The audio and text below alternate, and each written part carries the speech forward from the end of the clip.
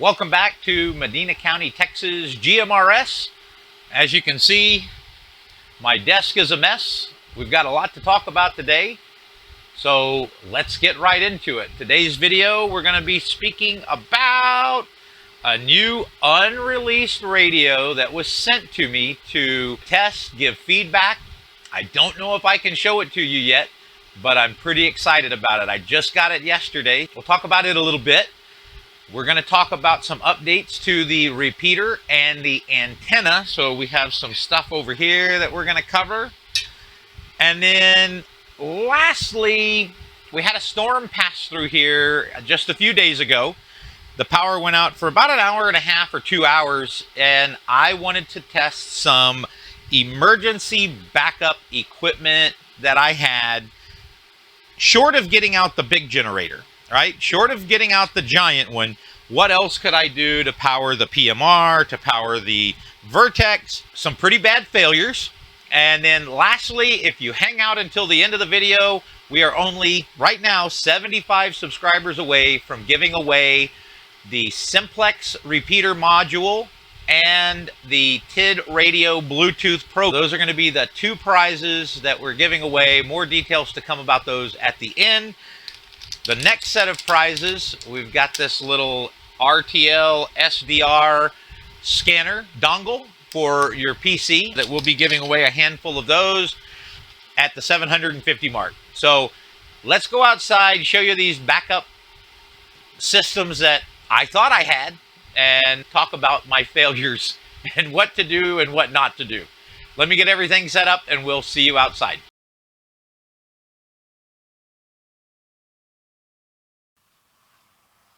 All right, folks, we're back outside to look at these three things that I tested just the other day when the power was out. It was about an hour and a half or 2 hours. So one of the first things I brought out, and pardon the flies and the chickens in the background, it's probably about 8:30 in the morning and everything's just waking up and crowing. So power went out.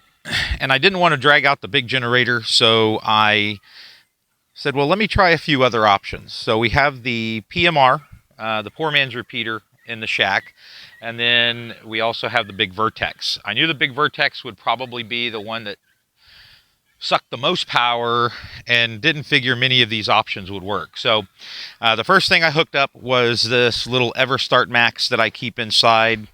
We bought this after Snowmageddon. Just to charge the phones, and so we keep it up in the closet. So I grabbed it, and it has a 12-volt AC plug on it. So hooked that up, and it was okay for the PMR. Keep in mind, with the PMR, you've got to run the handheld radio. You've got to run the box, which the box does have a backup battery, and you can slip a battery on the radio itself, but ultimately this needed to power the 40-watt amplifier.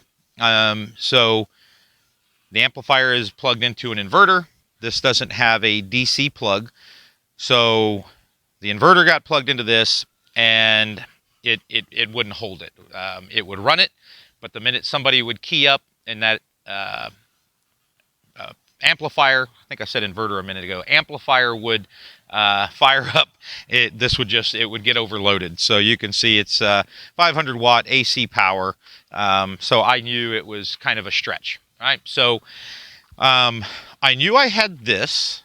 This is the Tailgater 2-stroke generator from Harbor Freight, and I knew I had it in the shed. I knew it had gas in it. I knew it was ready to go, but I said, well, I want to try some other options first. So I had this brand new battery. I say brand new. It was manufactured in November of 21, and it had not been used. It had been sitting in the shed. I had neglected to maintain a charge on it, right? So I said, well, let me go grab it. Nothing's been hooked to it. Let's give it a try. And I always have the power inverter. It's 1,000 watt.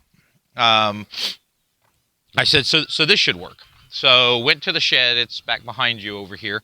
Went to the shed and grabbed this, and hooked everything up, hooked the cables up, and the battery was kaput. So I have already set in my calendar every 60 days to go through and charge all the batteries, right? That was my neglect. So don't find yourself in the same boat, because I am pretty certain this little setup would have worked for a while, which will lead me to another topic in a minute.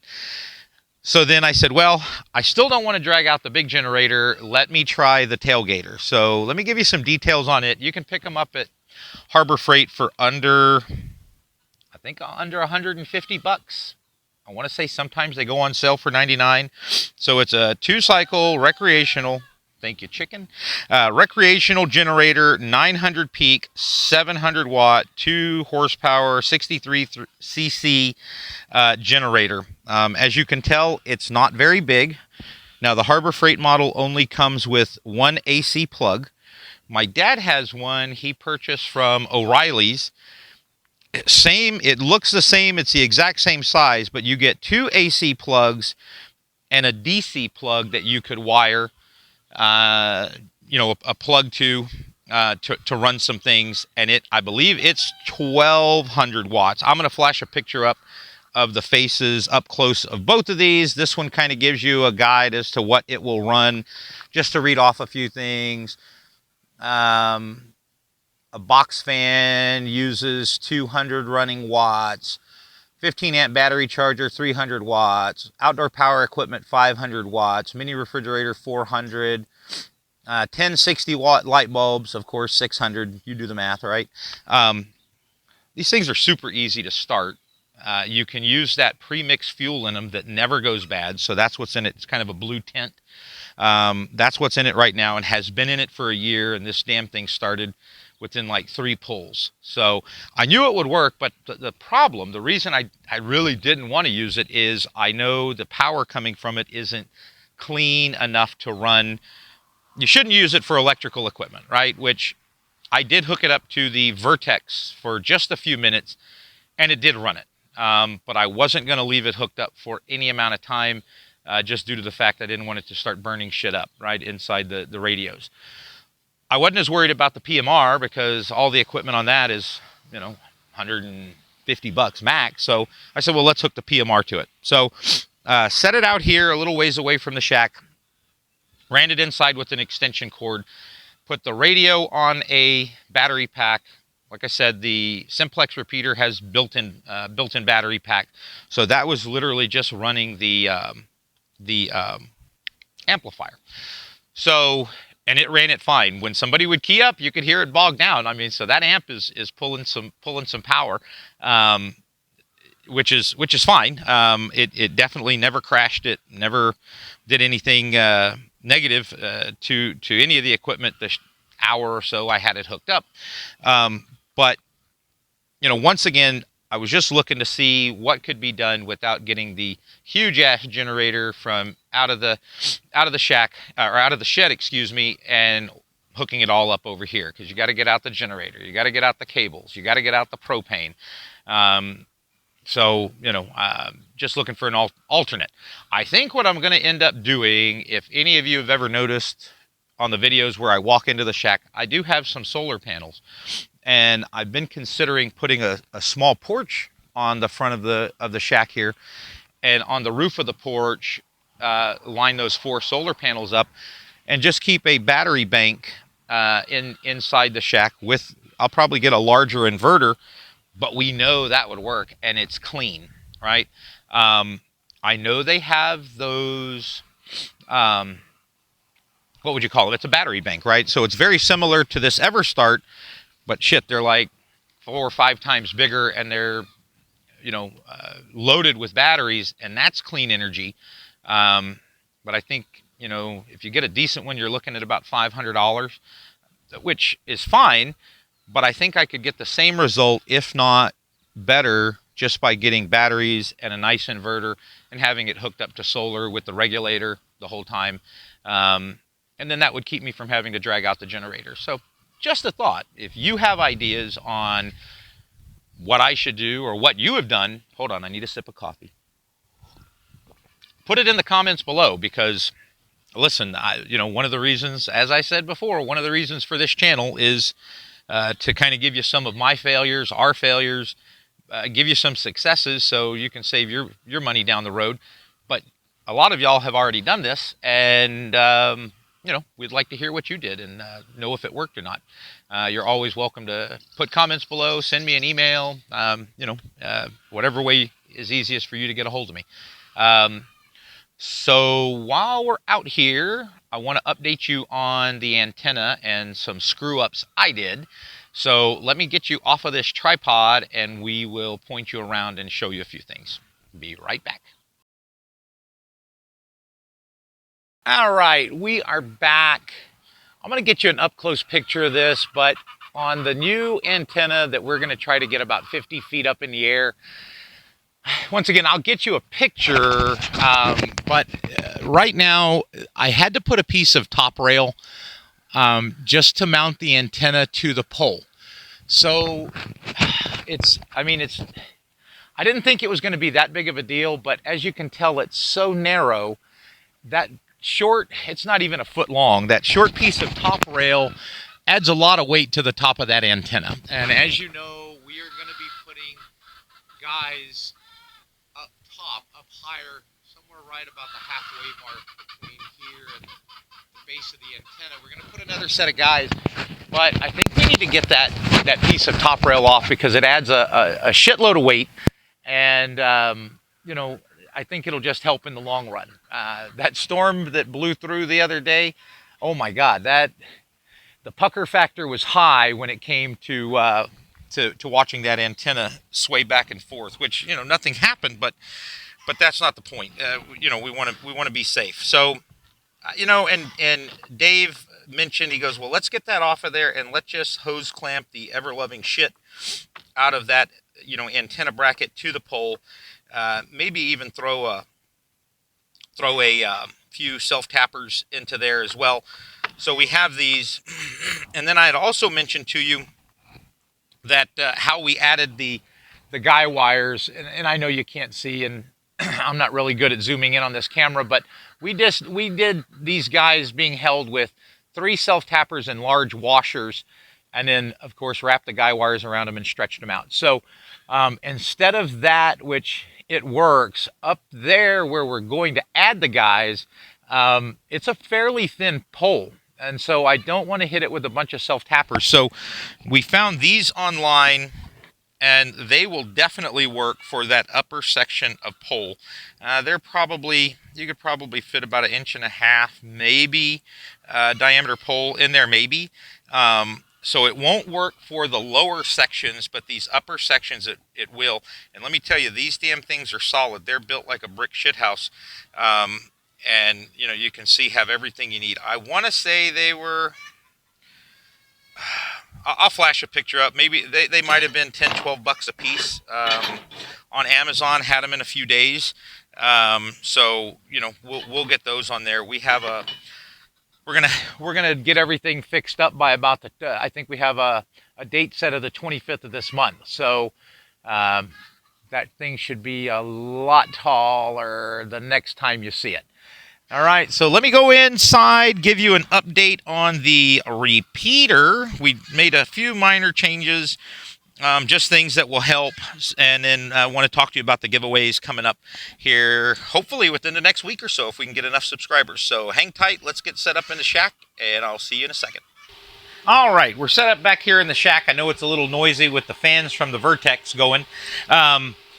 The biggest update we've done on the Vertex itself here lately, when we bought this unit from useradios.com, they send old patch cables with it. I mean, the chances of them being bad are slim, but we all know that these cables can, get bent or they kind of get brittle. You can kind of tell on this one, it's been around a while.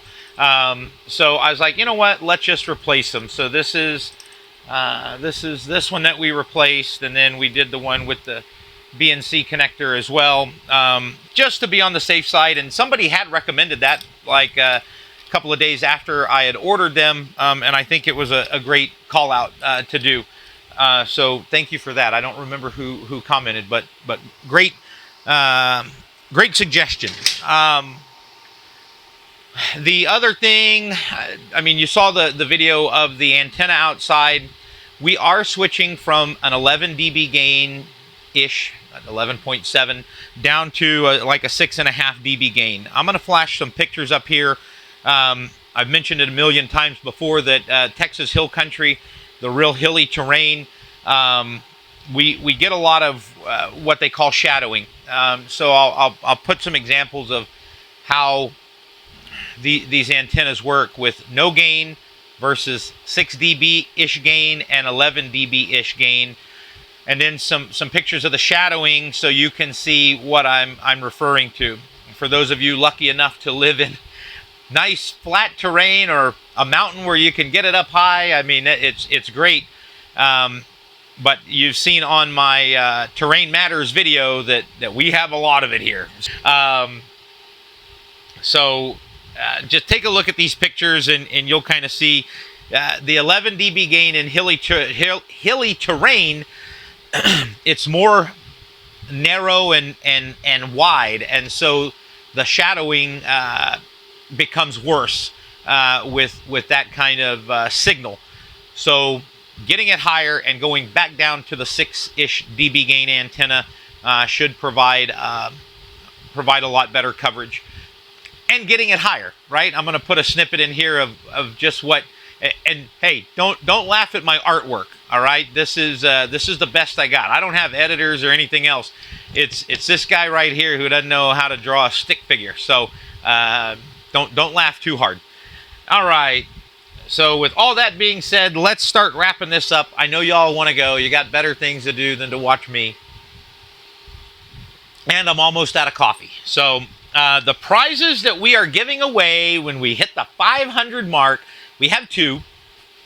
The first one is going to be this awesome TID radio Bluetooth programmer model 2.0. All right, so this is the updated TID radio Bluetooth programmer model. I did a video on it. Please go watch it. I'll probably link it at the end so where you can just click on it. And then the next thing we're giving away is the Vertex TR10. If I can open the damn thing, let's see. I put a piece of tape on it so nothing's spilt out. All right, so this is very similar to the poor man's repeater that we are using. You get the TR10 with all of the cables, a charger, the wall plug. Keep in mind this thing has a battery pack in it, so it will keep going as long as if the power goes out. So you want to make sure you keep it charged. The instruction manual's down in the bottom, brand new in the box, going to one lucky winner once we hit the 500 mark. So we have a little Facebook group. We only have about 20 members or so, so if you want to join, please do. But I had asked them, do I give these away as a package or do I give them away separately? And everybody voted separately, so there will be two drawings. All you got to do to win is subscribe to my channel. Make sure you're public when you subscribe, because a lot of you aren't public, so it doesn't tell me who, so you can't win. Make sure that when you subscribe, I can see your name in my list. That way more people have a chance to win. And then lastly, the teaser is this bad boy right here. It was sent to me. This is an unreleased radio. It is 10 watts of power, a 3300 milliamp battery. It's going to come out in a ham and GMRS only model. They were kind enough to send me the unlocked version. Got a cool little antenna on it. I've been playing. I got it in the mail yesterday, and I've been playing with it all evening. And I can tell you, I don't have a lot of bad things to say about it. This thing is so new. I don't even have an instruction manual yet. Bluetooth programmer built in, so you can do it from your computer. They'll have it on Chirp soon, hopefully by the time it's released. But everything right now has to go through that OD Master app, which is fine. Once they get it on Chirp, of course, that makes it easier. But excited to tell you all about that. If you join my Facebook group, you actually get to see a picture of it. But I wasn't told I couldn't show a picture, but I don't want TID Radio getting a whole bunch of questions and stuff like that. So, if you join my Facebook group, though, you get to see it. Well, that's it, ladies and gentlemen. I hope this little update was helpful. I hope you remember to go into your phone and set a calendar reminder to charge your batteries, check all your equipment. In the event there is a storm that knocks your power out for an extended period of time, and that's really what this the whole drill taught me is I've got to do stuff a little better. So I'll never admit that I'm perfect because I'm so far from it. But once again, would love to hear your suggestions. If you have any emergency backup equipment that you love, let us know what it is, and maybe we'll pick it up and test it. All right. Appreciate each and every one of you. I hope you have a great day. Watch some of my other videos right here. Y'all take it easy, and we'll see you on the next one. Have a great day.